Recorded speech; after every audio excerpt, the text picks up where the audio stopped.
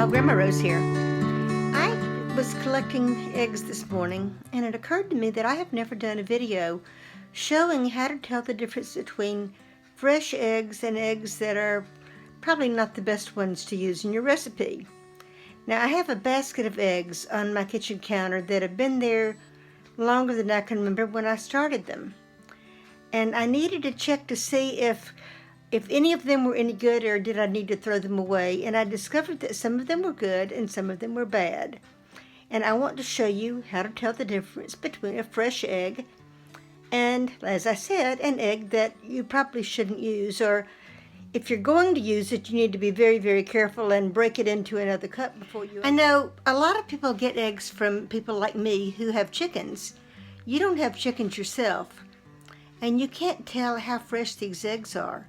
How long has this person had them in the refrigerator, or how long have they been sitting out on their cabinet, and are they still good to eat? Or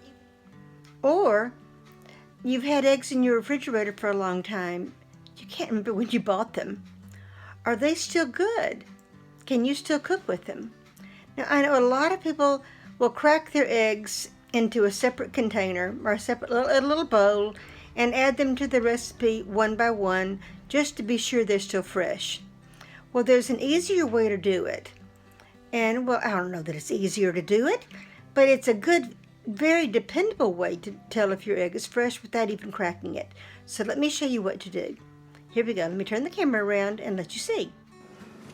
Okay, y'all, I have a dishpan of water here. Let's do a test. First of all, I want to show you what the eggs look like that I just collected this morning. These were laid by my hens yesterday.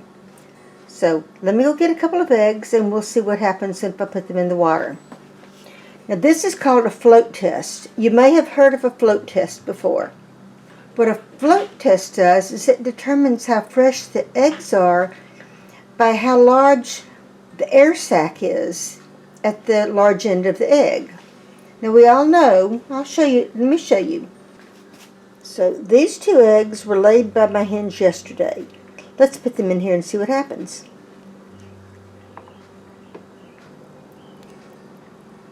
Okay, what's happening? They've sunk to the bottom. They're not floating. They're on their sides. Okay, so the eggs are on their sides. They're not floating at all. They're laying flat on their sides. That means the air sac that we know is at the large end of the egg. You know, when you cook hard-boiled eggs, there's always an air sac at this end of the egg. Fresher eggs have a smaller air sac. More farther along eggs, not quite as fresh, have larger air sacs. And that's why if you don't get the fresh eggs, they're easier to hard cook. We'll put these back up and we'll look at some other eggs. Now these are some eggs that I believe were laid last week. Pretty sure they were laid last week. See that? They're still laying on their sides. They're still fresh. Not quite as fresh as the ones that were laid yesterday, but they're still fresh. And these eggs are at least a week old, and they've been sitting out on my counter. They have not been washed until now. That's not really washing. They're getting wet. Talk about washing the eggs. What happens is that the hen deposits a layer on the outside of the eggs as it's being laid called a bloom, and it seals the pores in the eggs. Then it keeps the air from coming in as fast as if they're washed. If you wash that bloom off the eggs, then the eggs are going to go stale faster because the air is going to come into the egg faster. The air sac at the base of the eggs, at the large end of the eggs, is going to get bigger faster. They're going to float faster. They're not going to last as long. If you don't wash off the bloom, then the eggs are going to stay fresh on your countertop longer. A little bit about eggs. So these eggs were laid last week and they're still good. Let me put these up. These eggs I had in a container on my countertop, and they stayed there for almost a month, probably close to a month. These were at the top of the container, so these were the last ones that went into the container. Let's see what these do.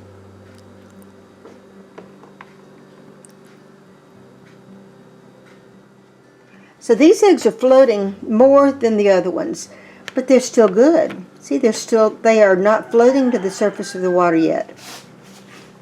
Put these back up.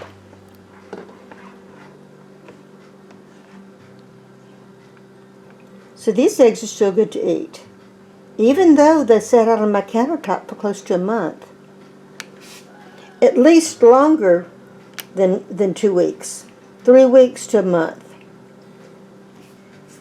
These eggs were at the bottom of that bucket. So these are the oldest eggs that I have. Let's see what they do.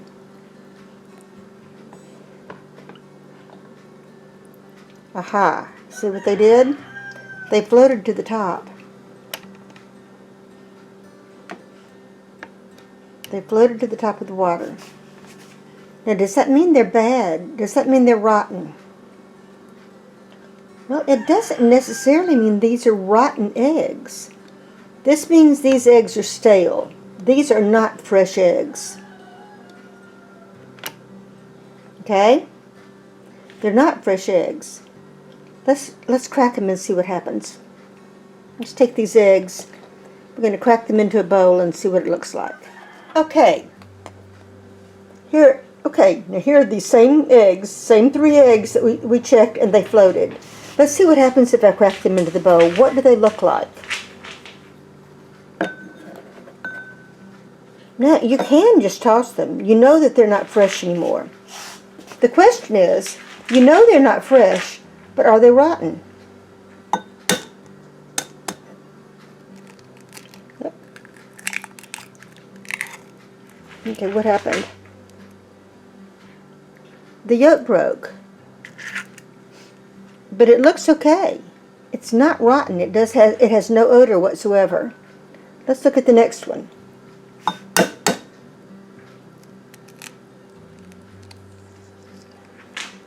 The membrane inside is tougher. I'm having a hard time getting my thumb in. Let me crack it some more.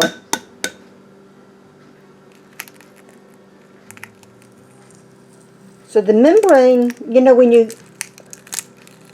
see what's happening, it's tough.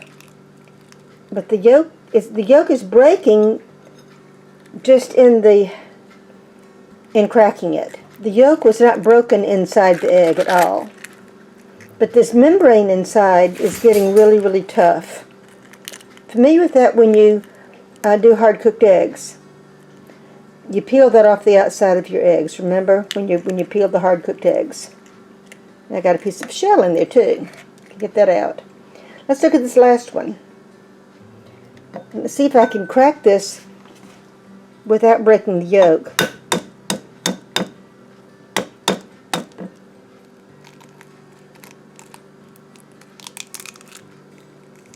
Okay. It didn't break the yolk. But you see the yolk is flat. It's not. Move this camera over. And there's another little piece of shell. But as you see, these, well, you can't smell them like I can. But as you see, the eggs are not rotten. These are not rotten eggs. They're just not fresh eggs. So these would not be my choice of eggs to use to cook with. But they're not spoiled. You can cook with them if you have to. I wouldn't necessarily want to use these for fried eggs. Definitely wouldn't want to use them for fried eggs. And I might not even want to use them in an omelet or scrambled eggs. But if you had a recipe that called for eggs in the recipe, say like cornbread or cake or cookies, a quiche, something that called for eggs that they didn't have to have the whole eggs. You wouldn't want to hard cook these. You don't want to use these for hard-boiled eggs. But they would be okay to use in a recipe. Now that's a good reason to go ahead and crack your eggs in a dish, in a separate dish, when you cook with them. You can check them to be sure that they're not floating.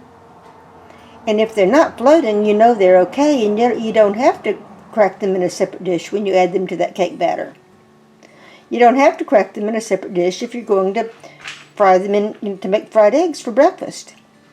But if you get some eggs that are floating like these are, now these are eggs that you would want to check first. You would crack them into a separate bowl before you added them to a recipe. But there's no reason to really throw them away. And if you didn't feel comfortable eating them yourself, then you can scramble them up and add them to your pet food. My dog loves them, and they're good protein, and they're good for his coat. And if you have chickens, and you're raising chickens, you have your own eggs probably. You can scramble these back up and give them back to your chickens. It's just good protein for them. It's good for their health. If you just can't stand the idea of eating eggs that aren't at their perfect freshness, then throw them in the garbage. And that's what most people do with them. But there's really no reason to. If you check them first and be sure that they're not rotten eggs, they're going to be fine. And as I've said before, these are not my first choice for breakfast eggs. I wouldn't necessarily use these for cooking breakfast. But in a pinch, you get down to your last eggs in your refrigerator and you wonder, are they fresh or not? You look at the expiration date on the carton if you bought them from the grocery, and you see they're past their expiration date. Then instead of just throwing them out because they're past their expiration date, do a float test and see if they still sink, they're still good to eat. If they float, then crack them open, and if they're not rotten, then you can use them in a recipe.